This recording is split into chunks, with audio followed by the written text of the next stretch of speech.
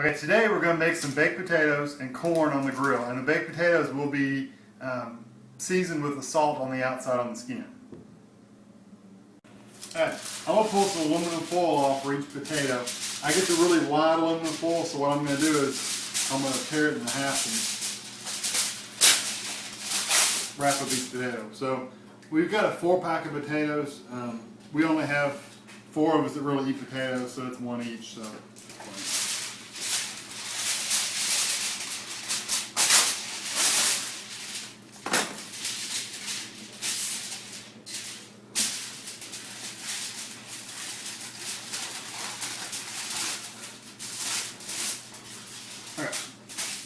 Now what I do, if you get a bowl, and you don't have to, but that's how I like to do it.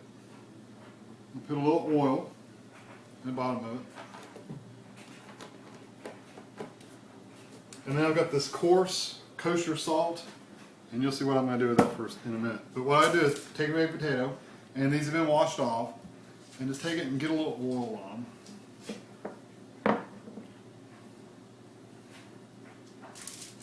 Shake it on. You don't want them dripping in oil, so you got to shake off a lot of it. Some people say you could use cooking spray and just spray them off, but I don't like to use cooking spray. It's like a butter spray. I don't like to use that. Alright, put that on there. You got one greasy hand, so touch it with the other one.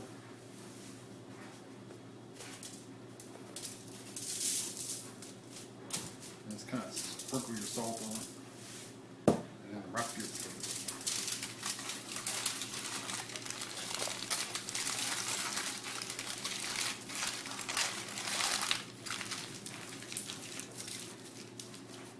And then continue on with your other potatoes. Get oil.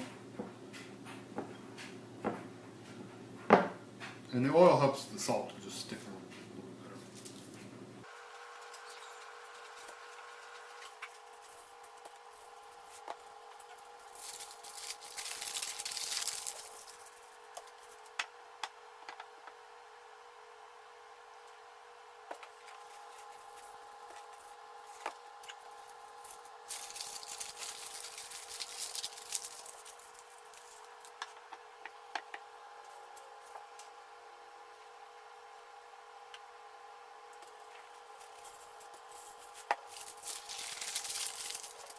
Now hopefully all that oil on the outside won't catch on fire. What I'll do is I'll stick them on the grill. I've got the upper shelf on the grill, not the bottom, but the upper shelf where you like to put bread and stuff. I'll turn my grill on medium high and stick those on the grill for about 45 minutes to an hour until they get soft. If you stick a toothpick in them or a fork, or I usually just squeeze them, and if they're soft, then it's usually pretty good. And then just keep an eye on them, make sure they don't flare up and catch on fire. Okay, get my grill lit. Make sure all the burners are on. I'll leave them on about, I don't know, just a little bit less than high. And I stick the potatoes up here.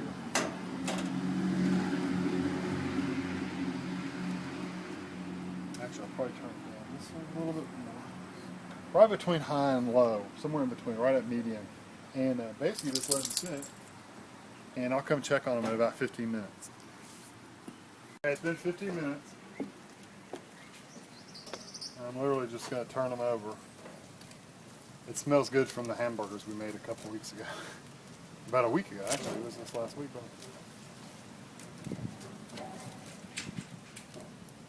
And about another 15 minutes and I'll be ready to put the corn on. Okay, got the potatoes done, now we're going to do the corn. The corn, some people take it just like this and literally stick it on the grill. I don't like to do that because I like to keep the heat inside to make it cook a little bit faster. Sometimes I will go ahead and cut these off, but today I think I'm just going to leave them on there. So what you do is you just use a lot of aluminum foil, I'll warn you right now. But if you get the big wide piece of aluminum foil about, I mean, it has to be big enough to go around the piece of corn, so probably about that big.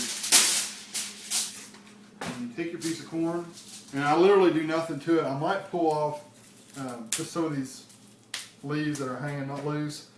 The brown silks, sometimes I'll pull those off and just lay them on there, fold it over, and roll it up. And that's it. That's all there is to it. So do that for each one of them.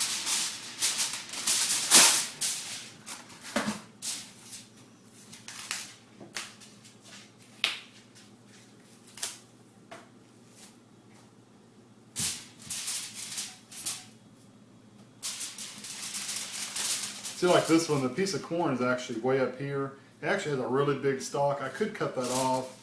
If it doesn't fit in my aluminum foil, I might get my knife out and cut that off, but these are, I think it'll be okay. I wanted to show you what happens if you got a really long stem. It's not that big a deal. If you just pull a couple of these leaves back, and you can kind of see how it's got a really long stalk on it. Well, the corn actually starts here. The stalk is right here. So if you just take it and break it, it makes it a little bit shorter. And then that way you've got a small stub of a stem, and then you can just wrap it up better. So if you do have them, it's not hard to do. I just wanted to show you how to do one. It's really easy. Stick the corn in. I did flip the potatoes over again one more time.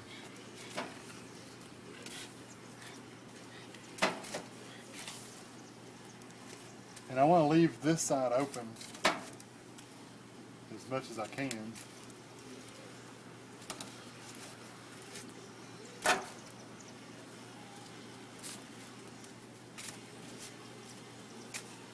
And my steaks, actually I'll put these over here and my steaks will fit on that half of the grill.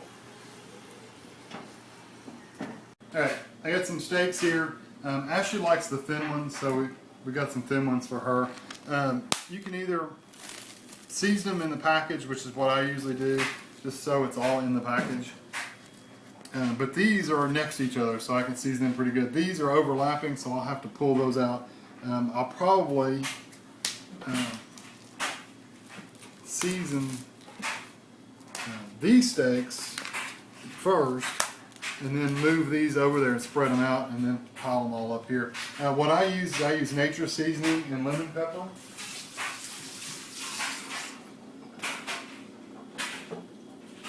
And I just basically just sprinkle some on. I will take the nature seasoning out with me, and once they're just about ready, we'll put a little bit more on there. A lot of people say don't put a lot of salt on them beforehand because it sucks the juices out. I've always had really good juicy steaks with a season like this, so right on this pretty good. And the lemon pepper is, Tammy ran across lemon pepper years ago at a place she worked, and it was really good, so we've been using it ever since. So I'll take these off. In our freezer, for some reason, half freezes one side.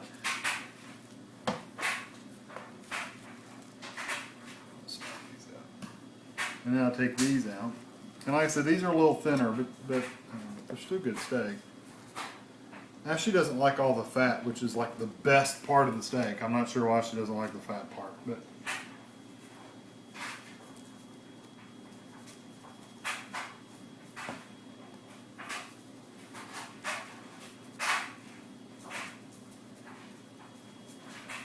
okay. And these, I'll probably just leave these sitting out until, I don't know, about 20 minutes before everybody's supposed to eat. It take about probably 10 minutes or so to cook them. So that's it. Okay, we bought these 90-calorie buns, and we have the Land O'Lakes butter. And I love this butter because it spreads so easily. I didn't think it would be as easy to spread as tub butter, but it actually is. Now, what Kevin is doing is having the bun, and he's just going to spread some butter on top. Thin layer. A thin layer, and he will do this to every bun in here. And this is just an 8-pack, so there will be 16 pieces of bread.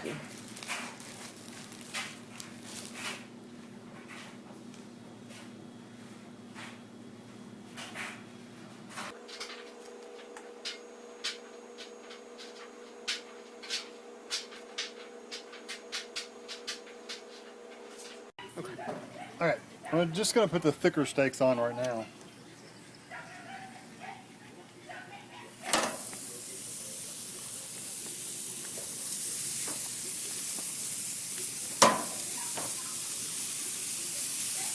And then I'll put the thinner ones on in a little while. The bread I will leave until the steaks are almost done, and then I'll take them and do some stuff with them, and I'll show you that in a little bit. And the potatoes, I'm still going to leave those there.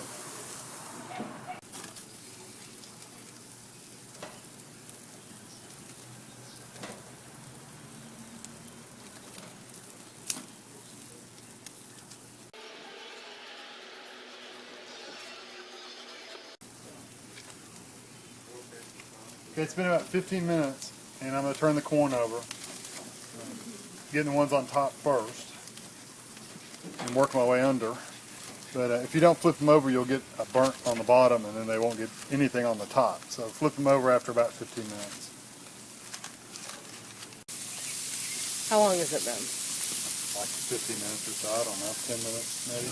And I put the small ones on, but they won't take very long to cook.